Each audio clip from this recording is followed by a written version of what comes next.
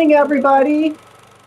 Welcome to the second of our Archives Month events. This year, our theme is Lights, Camera, Rolla. Woo! And we're doing a lot of different things related to film and the Rolla area, Missouri, and Hollywood. Tonight, we have Dr. Larry Gregg, who is going to be talking about his time in the exciting world of documentaries and his time being the expert in many of these documentaries. We'll get to see what happens behind the scenes. So take it away, Larry. Thank you, Debbie. I'm amazed at people coming in out of this beautiful weather to listen to an old man talk about a topic that actually is interesting to me. I hope it's fascinating to you. I've always loved documentaries. As long as I can remember, we got our first television in my family about 1955, 56, and I still remember watching documentaries. There was that omniscient voice that always introduced everything, and you learned so much from it. You got to see still photos, you got to see moving images. And I never, ever thought I would be in a documentary. It was just something I would watch. The closest I ever got until 3 years ago was 2010 and 11. I published a book on the English colonization in Barbados in the West Indies. In about October of 2010, I got an email from a staffer with a production company in London saying, you may have heard of a program we make called Who Do You Think You Are?, which is a British program where they do family history of British celebrities. And I had to admit, I didn't know what it was. It's been on 20 seasons. And in her email, she said, the celebrity I'm working on traces their family roots to Barbados in the 1640s. And we noticed in your book, you claim that a certain planter was the first successful commercial sugar planter on Barbados. Could you send us copies of the primary sources to confirm that claim? I said, okay. So I scanned the documents and sent them on to her. And then I got a phone call. And she said, this is great. Could you book the first week in December to perhaps be flown to Barbados to be part of this program? I said, sure. I kept waiting to get a message that I'm going to get flown to Barbados again. And then I got word that they had decided they would only go back to the 1800s, not the 1600s.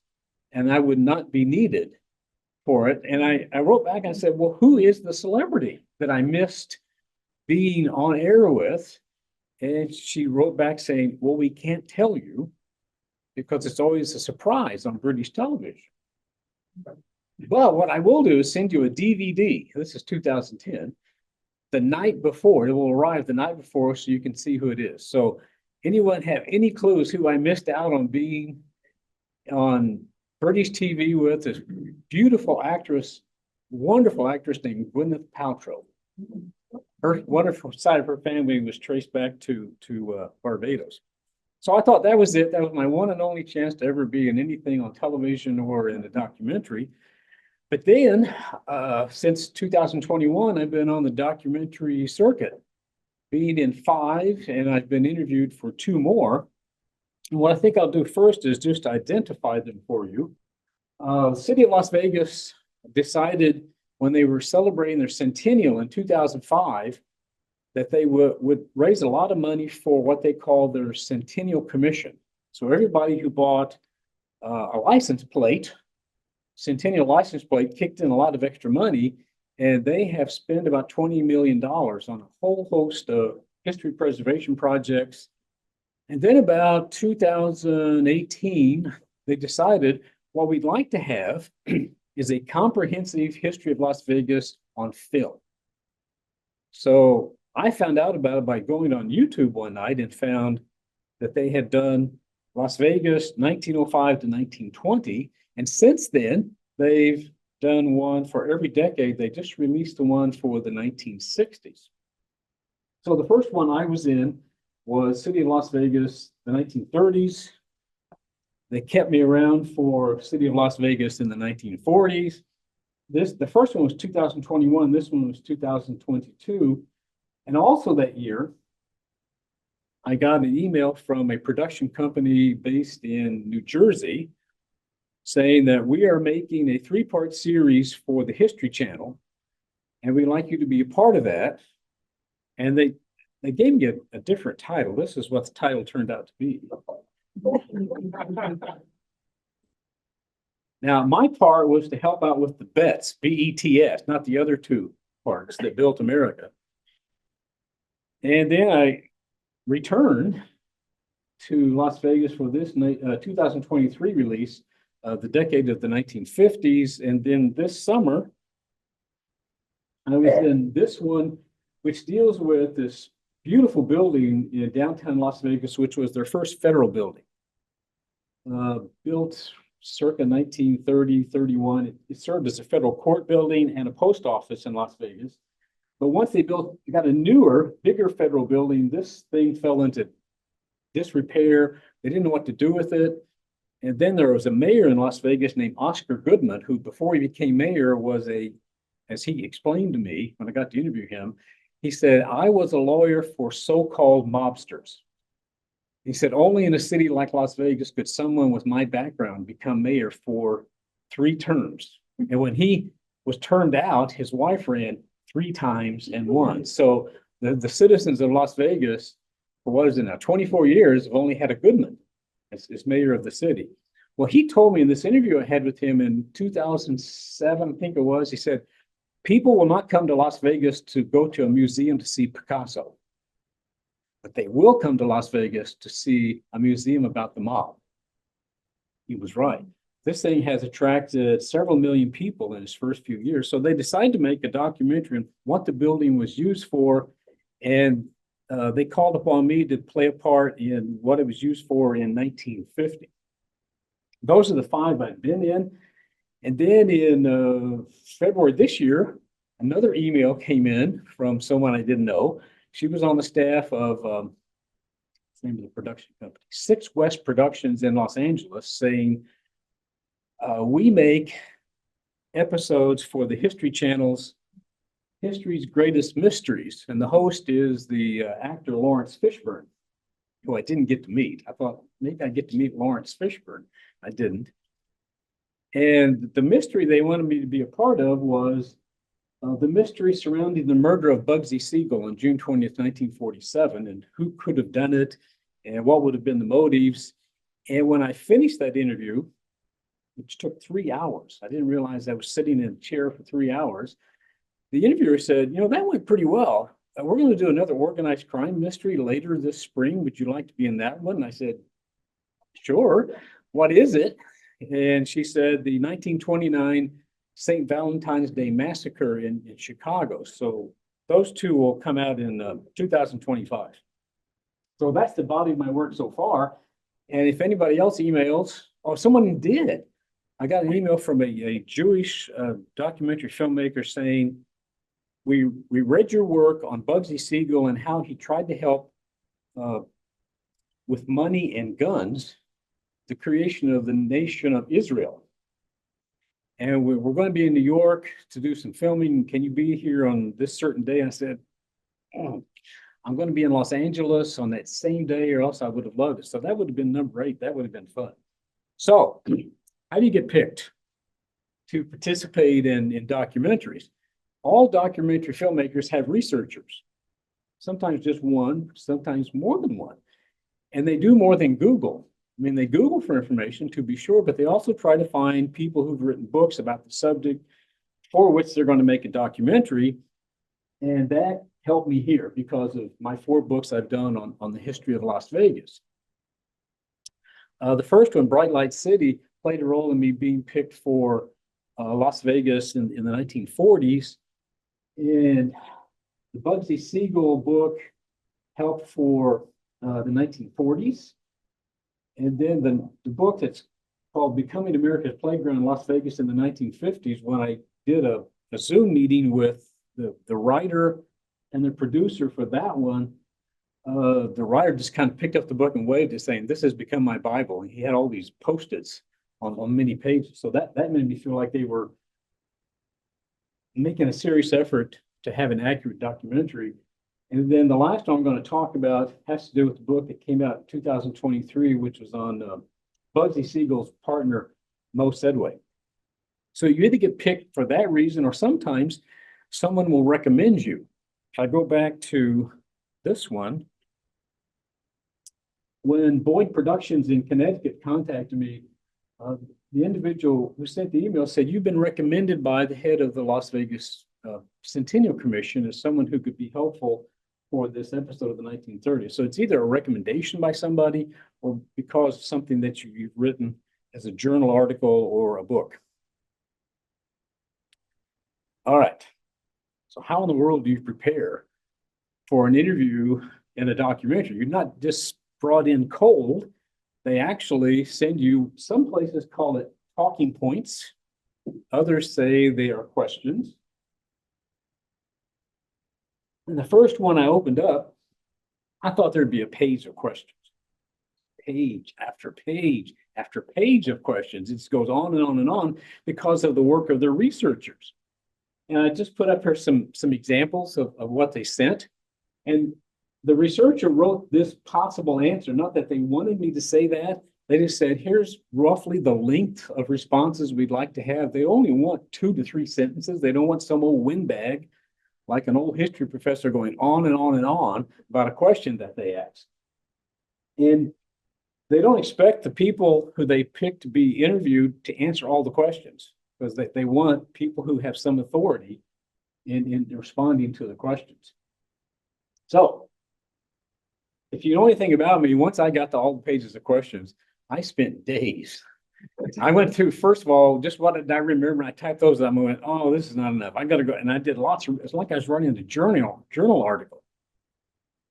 So I did all the preparations, and then there has to be a location for the interview. And it depends on the production company. So let me show you photos of the places that I was interviewed. Where's that? It's the Chinese, right? Yeah, I was interviewing the channel. I'll tell you why in just a little bit. So once in Rolla, 3 times in Las Vegas, once in Newark, New Jersey. What that has to do with Las Vegas, I'll try and explain a little bit. And 2 in this beautiful location, Marina del Rey in Southern California. It was an absolutely beautiful place. There's no place there I could ever afford, but that's where the warehouse was for the interview. So the settings. And the reason I'm talking about the settings has something to do with what I'm wearing tonight. What you have as wardrobe depends upon, I found out, what kind of lighting is there? Is there going to be natural light for the shot? Is there going to be no natural light for the shot? So I was interviewed in 4 houses. Let's go with this first one.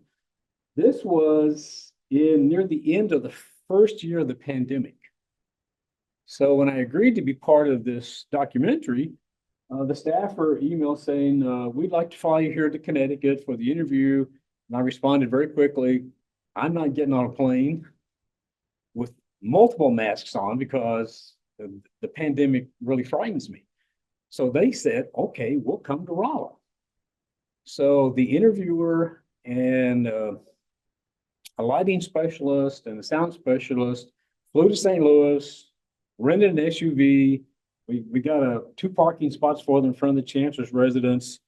And they told me to show up with my hair combed because no one was going to touch me.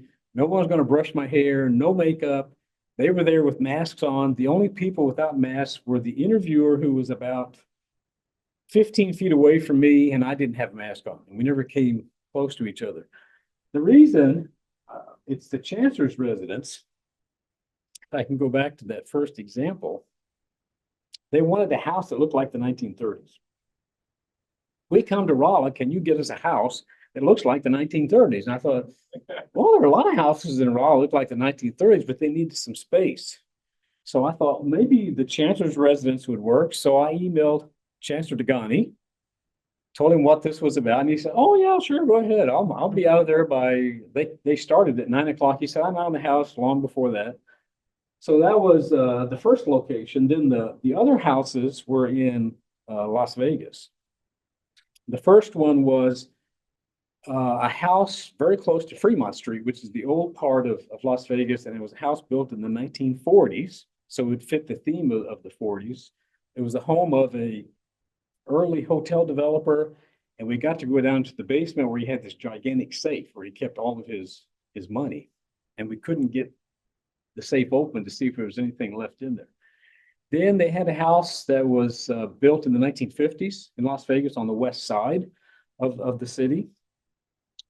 The other locations were, in Newark. This company was based in Newark, New Jersey, so they flew me from St. Louis to Newark, and someone picked me up at the airport, and I went to the public library, and they had black cloth over all the windows. They had it absolutely dark versus all the natural light that I experienced in the houses. So until I got to where they had all the lights for the filming, I was stumbling around in this public library that had closed down because of the pandemic. And finally, somebody came and took me by the hand and said, "Here we go, we're going to go over here." And then for the fourth interview I did for the Las Vegas production, it was in the penthouse of a hotel casino, the El Cortez. The owner from the 1950s had this extraordinary, the whole floor we had for makeup and wardrobe and a place for refreshments, and then in Marina Del Rey in a warehouse. So different locations, and again, that affects what someone wears for wardrobe. All right, let's produce this thing from the perspective of the person being interviewed. I know nothing about the lighting or the sound technicians. What was it like for me to be a participant? I found out very quickly the interviewers were critical. I had not met them before the day of the filming, but they all were very, very gracious, put me at ease, saying, what I want you to, that's important, I'm going to come back to that. What I want you to do is never look at the camera. So if you watch any documentaries, there's never anyone face on to the camera. You're looking off to the side because that's where the interviewer is. The interviewers all said, "Look at me, don't look anywhere else, just look at me." Although one of them said, "I'm going to be behind the camera and you're going to see me down in this image below the camera." So I had to look down to see the interviewer asking me the questions. And they all said, with the exception of one, "If you don't think you can answer this question well, just tell me and we'll go on to the next one." Now, the only problem I had with any interview, and I won't mention the production company, but the interviewer said, "Well, you answered that question this way. Could you possibly answer it this way?" Because they had a particular theme they wanted for this story. And I said, "No." "Well, why can't you just say it this way?" It was only 2 sentences. I said, "Because I have no evidence that that's accurate." "Well," I said, "No, I'm not going to do it." So we got past that, and about 15 minutes later, they did it again. So they finally got used to me saying, "No, I'm going to say it based on what I know about the subject." But most of the interviewers were really, really good. I felt very comfortable with them, and it was fun interacting with them. Wardrobe and makeup. Man, I didn't know anything about this. I thought the first one was the way it goes, the one where they didn't touch me at all, didn't brush my hair, no makeup during the pandemic. But after that, depending upon the production company, I might spend 30 minutes in the makeup chair. And I asked, "What exactly are you doing?" They said, "Well, you have this area up here that's not going to be shown well in bright lights. We need to get rid of that glare up here. And your nose, we need to do something here. And so we got to darken your eyebrows just a little bit here." And when they got done, they said, "Well, what do you think?" And I go, "Jesus Christ, is that me?" I didn't recognize who I was in this. And that's the one extreme. And the other extreme was when I was in Marina Del Rey, I was in the chair for about a minute and a half.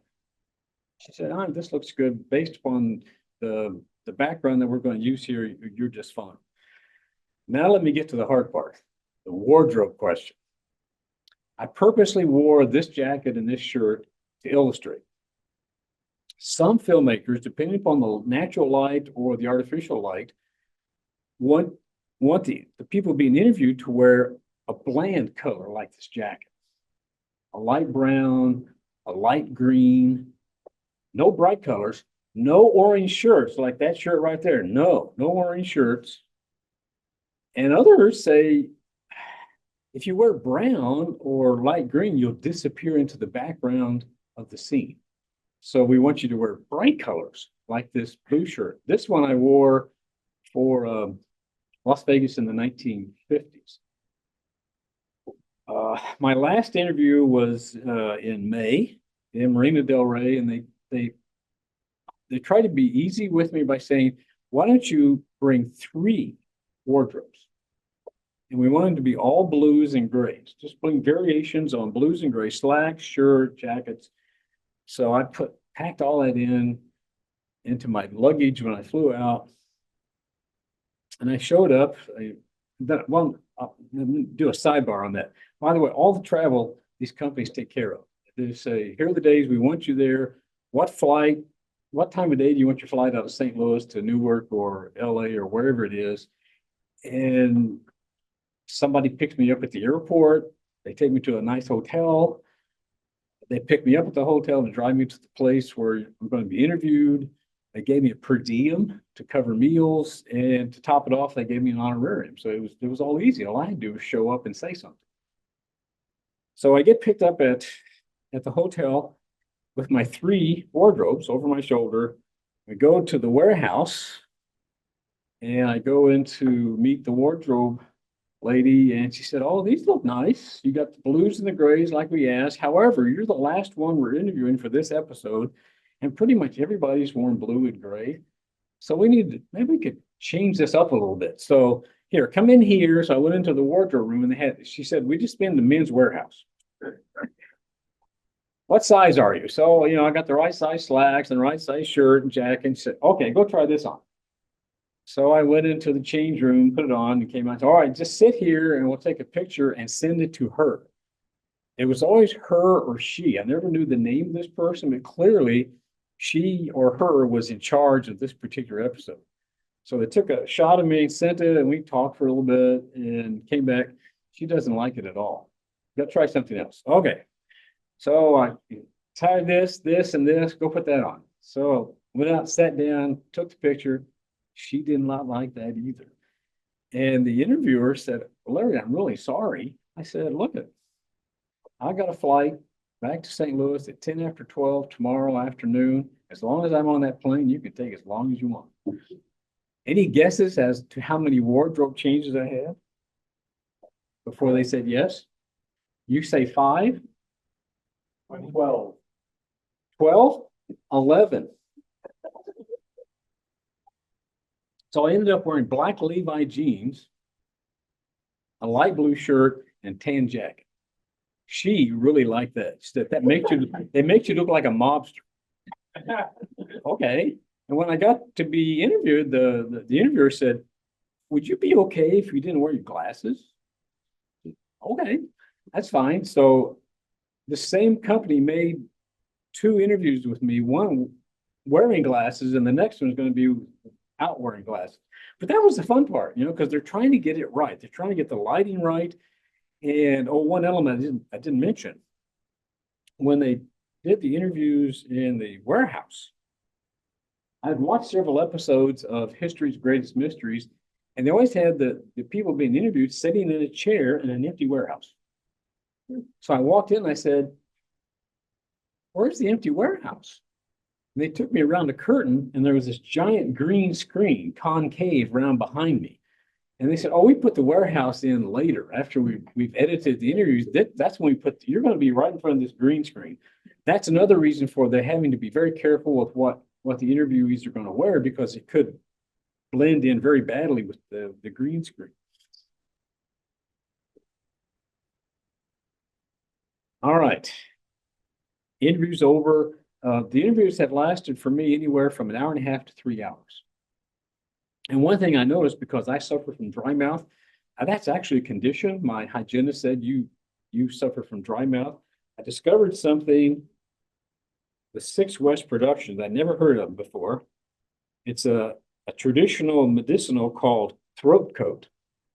And it's made from licorice root, slippery elm bark, marshmallow root, cinnamon bark, orange peel, and wild cherry bark. And it's really good for a dry throat. So I know now when I get a sore throat in the winter, I'm going to drink organic throat coat. I went through 2 cups of that and it really worked. It kept the dryness in my throat from making it impossible to answer the questions. All right, so the filming's over.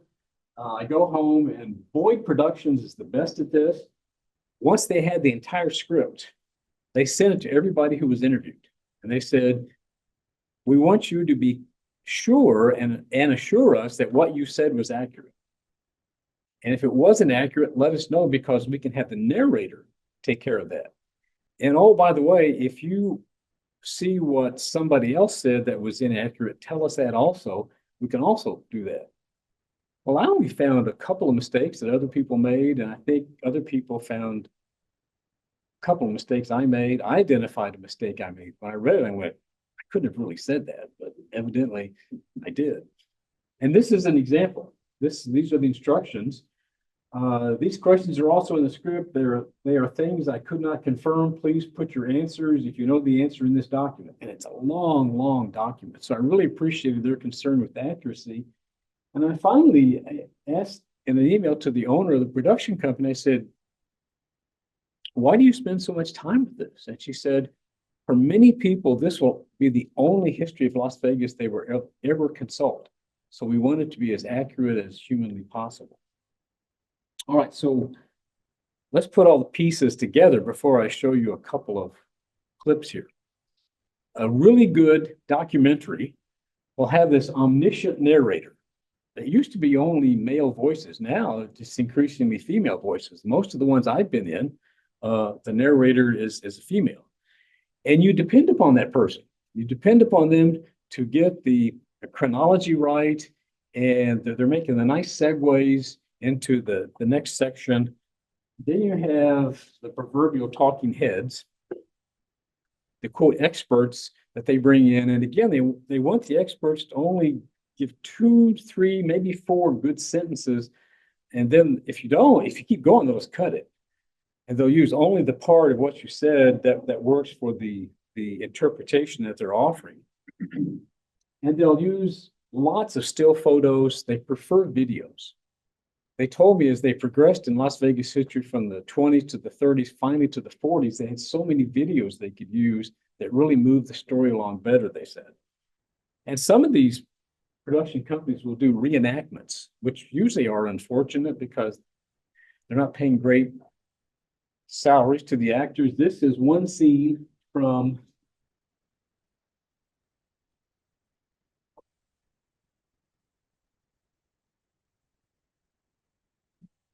Booze, the Bets, and the Sex That Built America. And in that scene, I found a photograph of, they're depicting Bugsy Siegel explaining what he's going to do with the Flamingo Hotel. And this fellow doesn't look anything like Bugsy Siegel did. So I could have found somebody that looked like Benjamin Bugsy Siegel. So those are the pieces that you hope to see. And the 2 clips I'm going to use, one from Las Vegas in the 1940s. I picked that one because I think it does a nice job of pulling all those pieces together. You hear this confident narrator who's putting together all the pieces of the story. And you see lots of still shots, a little bit of video, and a talking head or 2. So let's see if Katie, you set this up so I don't screw it up.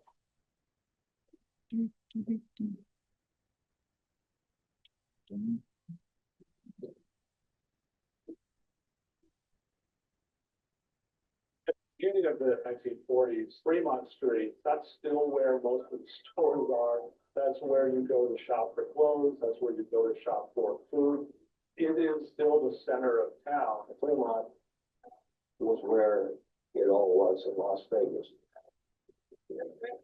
Gambling casinos were there. Retail was there, the El Portal Theater was there, a couple of jewelry stores, a couple of drugstores, J.C. Penney's. There's something appealing about pretty much at this time of all the lights and all the activity and all the people on the streets. At night. At night, with all the neon comes on. People saw it as kind of a magical place. Some journalists who visited said, it's like being in Times Square. New York City is so bright and so effervescent. Glamorous Hollywood stars thought Las Vegas was fun. Martin Luther was the key. Hollywood in the late 30s through the 1940s. He would often stop and stay overnight in Las Vegas, and he always said positive things. There were more films that were being shot in Southern Nevada. Have you ever been in Las Vegas? Where? We had 1, 2, 3, 4, 5, 6, 7, 8, 10 films that were shot.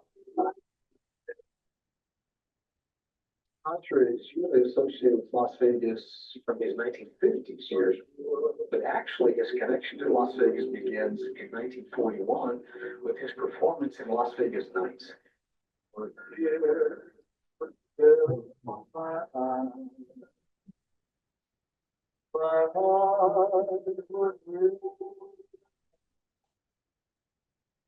Some members of the Chamber of Commerce said, well, if we had a film that would portray Las Vegas in this very friendly way, it could probably do a lot for tourism. But it's miles and miles of colorful stands. Some mentioned Brazilian on the night. They persuaded Paramount Pictures to make a movie about Las Vegas. No income tax, no inheritance tax, no sales tax. In other words, no taxes. You can't prove that the Chamber of Commerce fed this material to the screenwriter for Las Vegas Nights. Sound like a Chamber of Commerce pamphlet. Yeah, that's where I read it. But it looks almost exactly what the Chamber of Commerce was sending out in brochures and in ads in newspapers. But kidding aside, you know they call this place No fun. the friendliest little city in the world. And it really is. Well, why, even I know everyone in town by his first name. That is, almost everyone.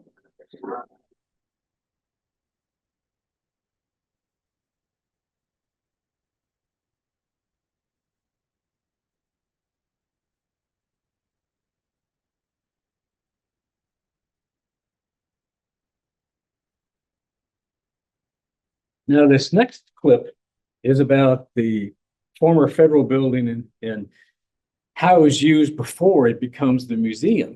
And the reason they asked me to be a part of this is I've done some research on the efforts of the U.S. Senate to investigate the role of organized crime in American life, particularly organized crime's connection to gambling.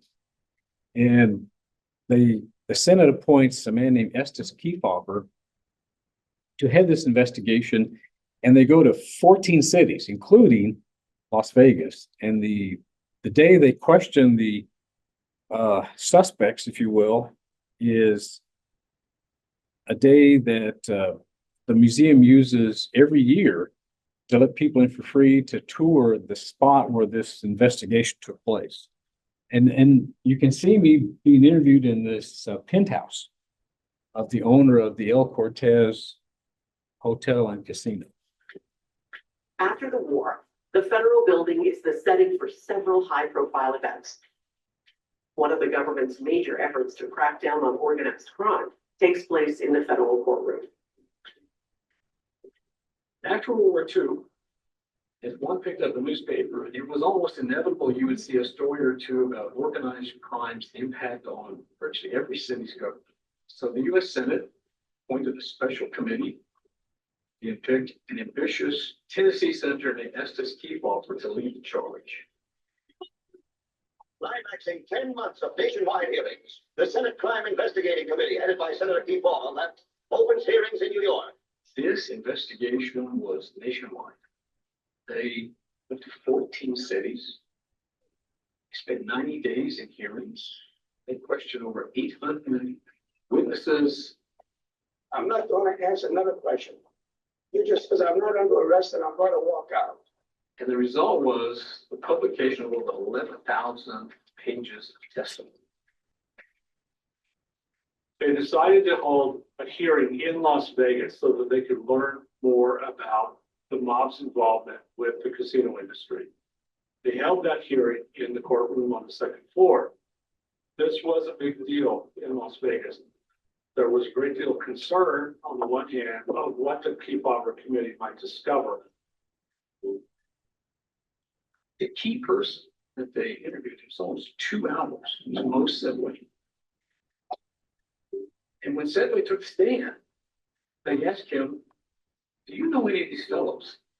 And they asked him a list of the major organized crime figures in America, like Joe Adonis, Meyer Lates, and Frank Costello, and Mo Davis. And he said, yeah, I know all those fellows. In fact, 6 weeks ago, I was in New York, and it was the Frank Costello in a bar.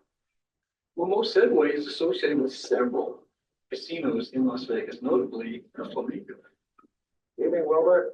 They also interviewed Wilbur Clark, who just opened the Desert Inn, and they knew that he'd been backed by the Cleveland syndicate headed by Mo Davis.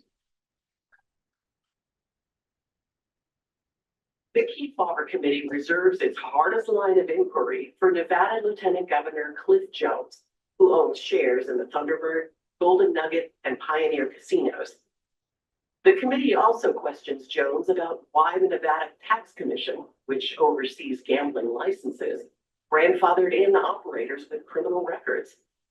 Jones defends the policy, saying, quote, as long as they conduct themselves properly, I think there's probably no harm comes of it, unquote. The Kefauver Committee can do little more than express dismay at Jones's close ties to the gambling industry. But 4 years later, after criminal kingpin Meyer Lansky is linked to the Thunderbird, the Nevada Tax Commission briefly shuts down the casino and suspends Jones's license.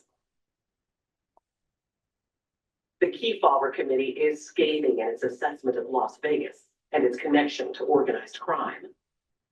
Kefauver said, if this is legalized gambling, it's a failure because they have not eliminated people who are linked to organized crime in giving these licenses out. So this becomes a banner story in Las Vegas. We'll have to fight it through the 50s, 60s, well into the 1970s. One of the intriguing ironies of the Kefauver investigation, some of these guys involved in illegal gambling all over the country decided they probably ought to go towards legal. So Las Vegas and Reno become a magnet for these fellows who wanted to do what they've been doing illegally. And what it does is bring an extraordinary level of expertise in gaming to Las Vegas.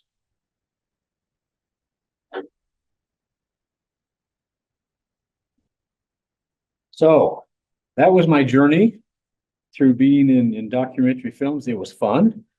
It was time consuming when I was there, but it was a treat to do. And when I get home this evening, if there's an email from a production company saying, hey, we're going to make a documentary on X, would you like to be a part? I'll go, sign me up, because they treat you well. You don't get a lot of money for it, but it doesn't cost you anything to do it. And the really nice thing, they always ask, how do you want to be identified in the lower frame? It's an opportunity not just to give yourself visibility, but to give the university some visibility. So I'm always made sure that they put down Missouri University of Science and Technology whenever they identify who I am. So that's it. I want to ask you any questions about why you should do it if you get asked to do it, or what are I can't think of a downside to being in a documentary. Yes, Debbie. I've seen a couple of them. Is it always the same batch of historians? Do you all know each other and get together and talk history?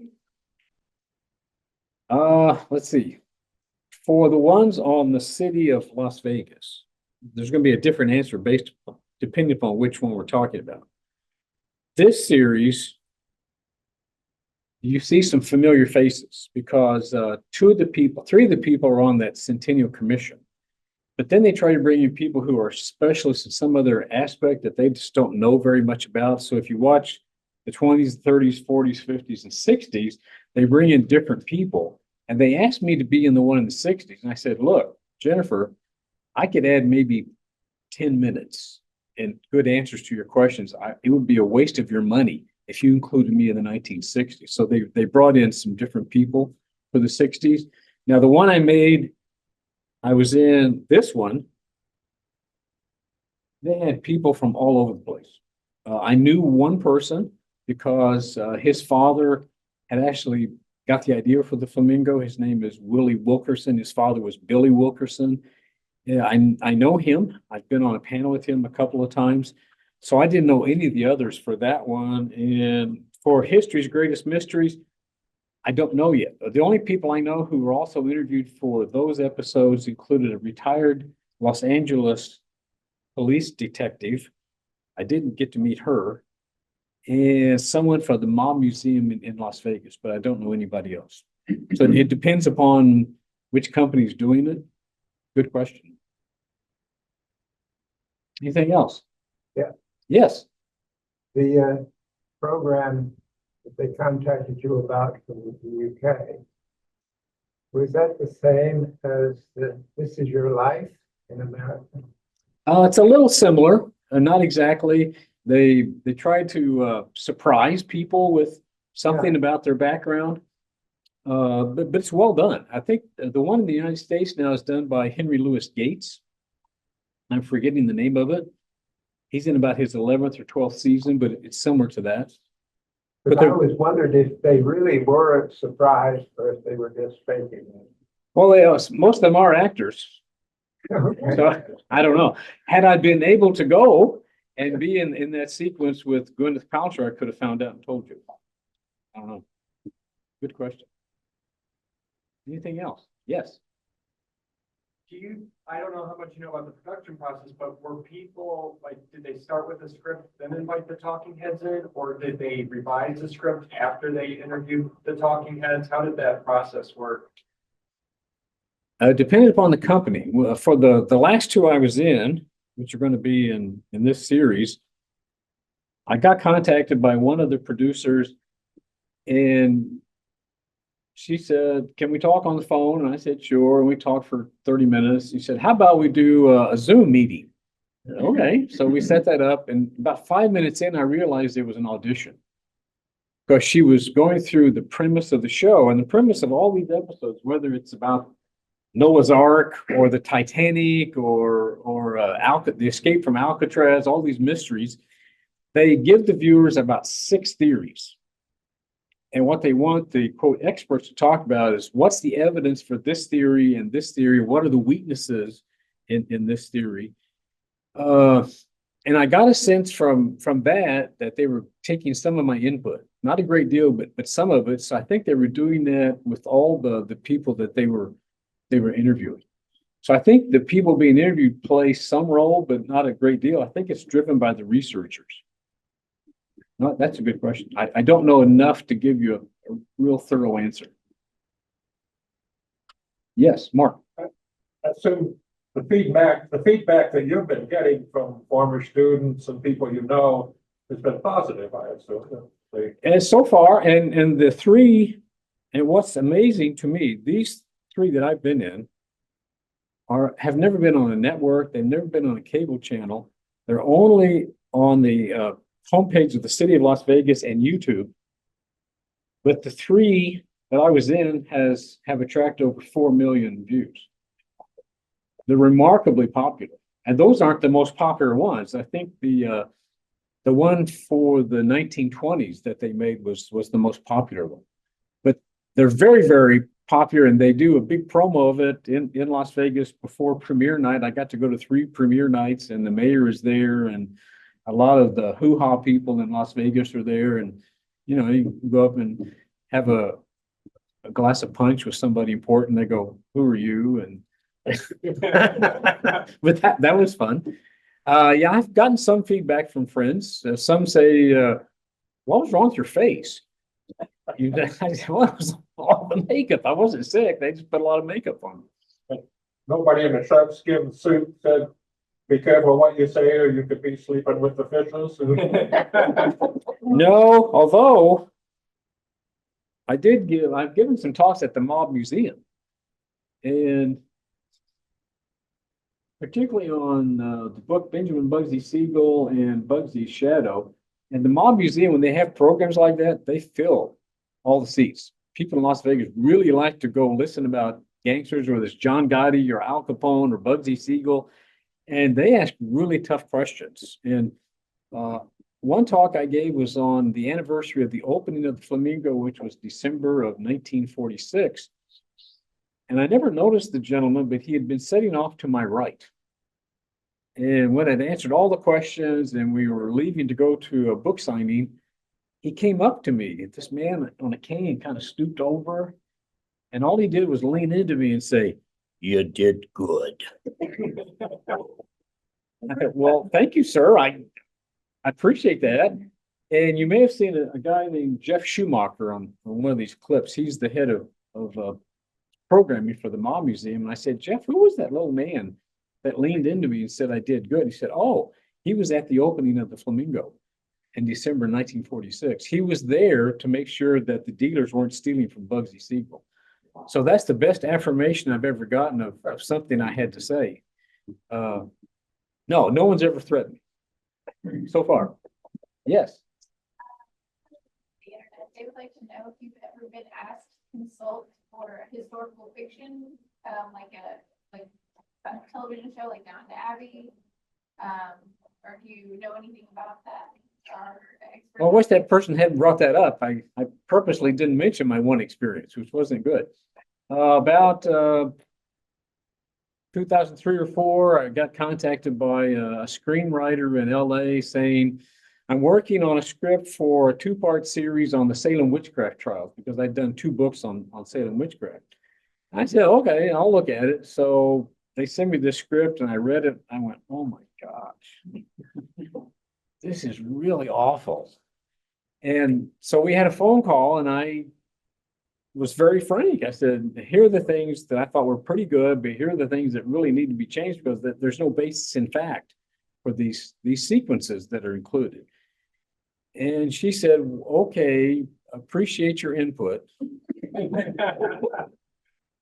They didn't make any of the changes. So I thought when I watched it, please don't let my name be in the credits for it. And it wasn't. So I'm not telling you what it was, but once I was a consultant for some historical fiction on television.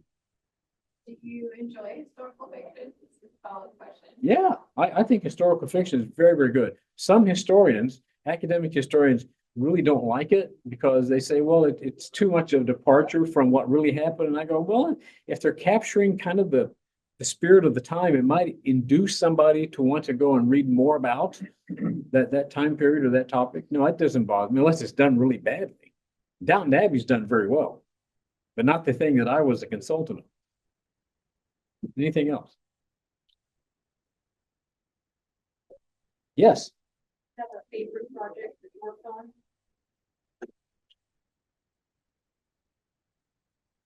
Yes. The one I showed you the clip on, 1940s. A really important decade in Las Vegas. Even though I'd written a book on the 50s in Las Vegas, I was not in that one very much because they tried to use different perspectives. So if you see that one, you only get to see this shirt just a little bit of me in the 1950s. The one thing I really like they included me on for the 1950s, I did a chapter on women's work in Las Vegas in the 1950s. And I made the case that it was one of the last places in entertainment where women could make a career as a dancer or showgirl. And Las Vegas paid the best. So that was really good. But there were a lot of women who wanted to be dealers in the casinos. That's really good money also because you make really nice tips. But the men in Las Vegas said, we let women become dealers, they'll settle for a lower salary or wage and that'll drive down ours. So there was this big meeting at the city commission hall in November 1958. About 400 men showed up, about 24 women. All the members of the city commission were men, so you know where that one went. And they did a nice segment on that. that there were some opportunities for women in Las Vegas in the 50s, but in most cases, they were locked out, like most of America. That was true in most of America in the 1950s. I like that one the best. Oh, the 40s the best. All right. Thank you very much. That was fun.